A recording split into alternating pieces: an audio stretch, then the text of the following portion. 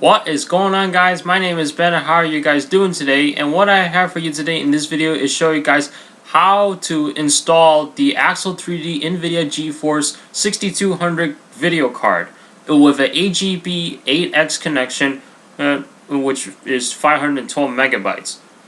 So this process is a very simple process to do. All you have to do is plug the video card into the AGB 8X slot, which the PC I will be using is the eMachine T2895, and of course this applies to the same thing if you were to install any type of video card, whether it's AGB 8X or it's PCI 2, well, whatever the connections are. You plug these video cards into your motherboard, and that's it. You install your drivers and everything, and then that is all you have to do.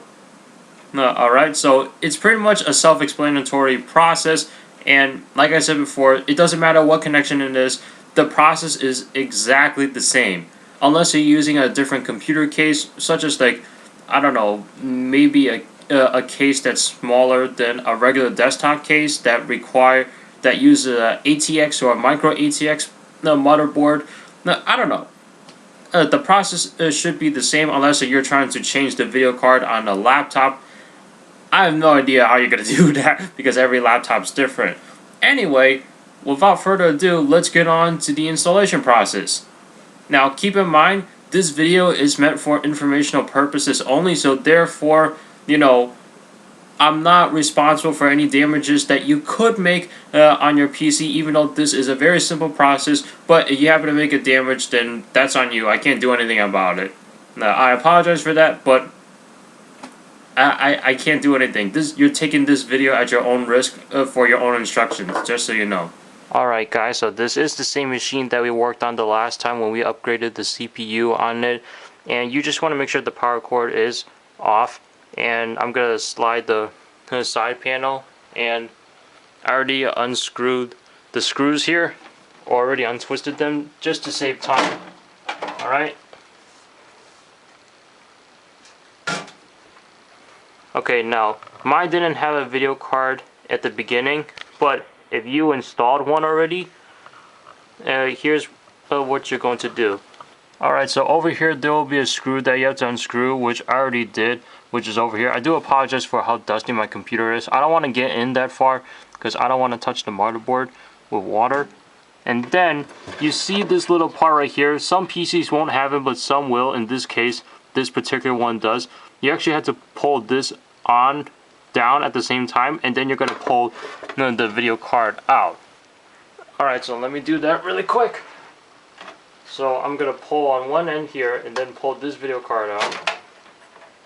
And then your old video card slides out like that. And then I'm going to get the new one. I put it back in the back here. Okay. So I have the Axle3D card right here by Nvidia. I'm going to put it in.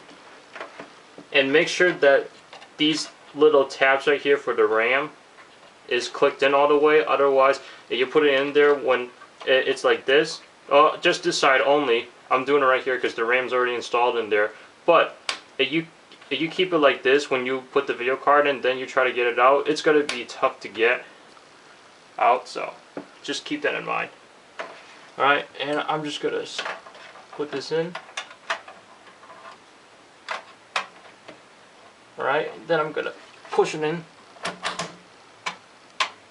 And there you go. And then I'm just going to put that screw back on really quick. Alright, so the video card is in there. As you can see, I got the VGA plug right there for the monitor. And here's the video card in there. Excuse the static noise that's coming from the speaker. I don't know, these speakers are very old. And here's the fan underneath. So let's turn it on and see what happens. And the fan is working. It's spinning. So that means the video card is in. So the computer seems to be booting up fine.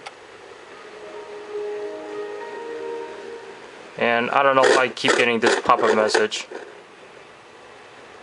In case you guys are wondering, these are like speakers for an old Sony Vaio. I believe it was the PVC 530G I know 530G was in there, but I don't know the exact model number. But as you can see, it says right here, video controller, found new hardware. Alright, so far everything's looking good. And what I'm going to do is pop in this install CD. What I'm going to do is, after installing the video card, I'm going to launch this right here, the Windows 7 Upgraded System by Microsoft, just to see like how well this works. Or now it says this will support aerospace. Alright, so driver's installation. Oh, that's a cool sound. Alright, so I want to do, let's see, this is Vista, XP 64-bit. This is 32-bit, so I have to pick this one.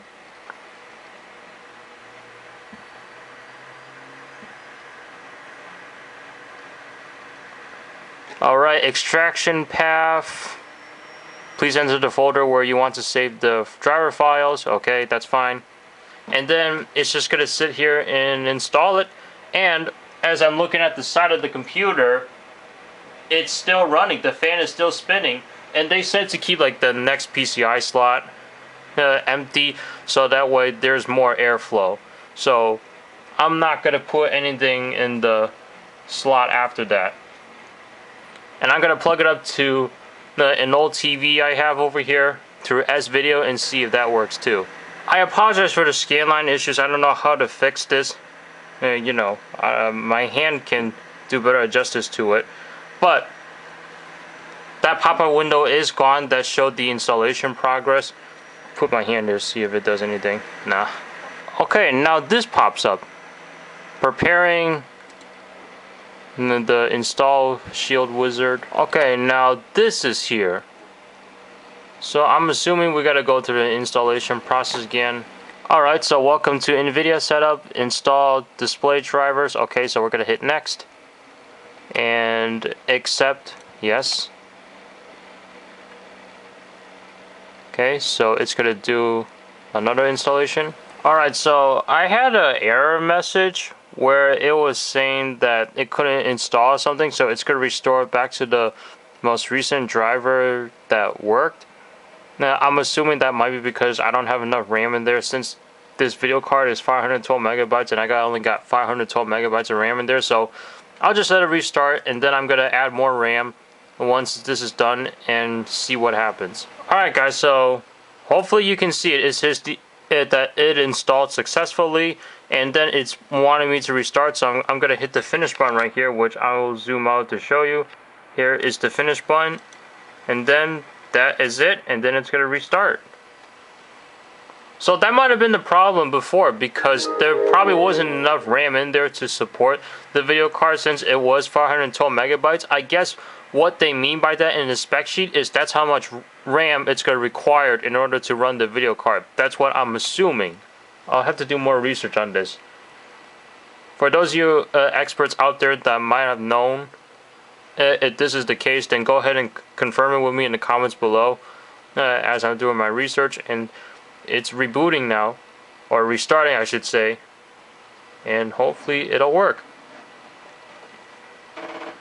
So currently, like before, it had only 512 megabytes of RAM in there, and I just stick another 512 megabyte RAM in there, and now it has 1 gigabyte of RAM, which I do plan on upgrading it to 2 gigabytes, because I have a HP 8250N right here, and then on this side is my eMachine T2895, and the HP I plan to upgrade it all the way up to 4 gigabytes, and then the eMachine I plan to upgrade it all the way up to 2 gigabytes.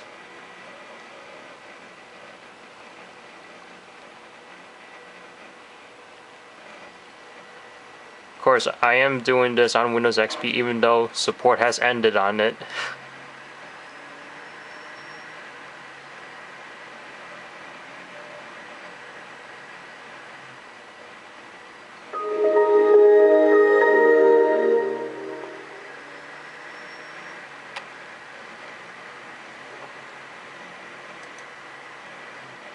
Okay, and apparently everything seems to be oversized, so I'm gonna go into properties here and reset my resolution,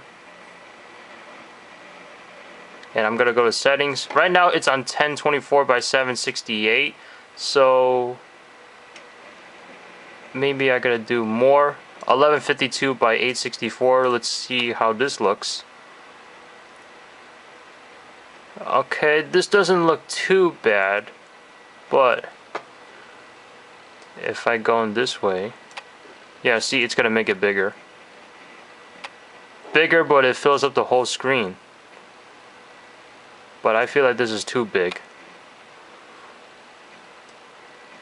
What if I did 1280? Yeah, that just looks wrong.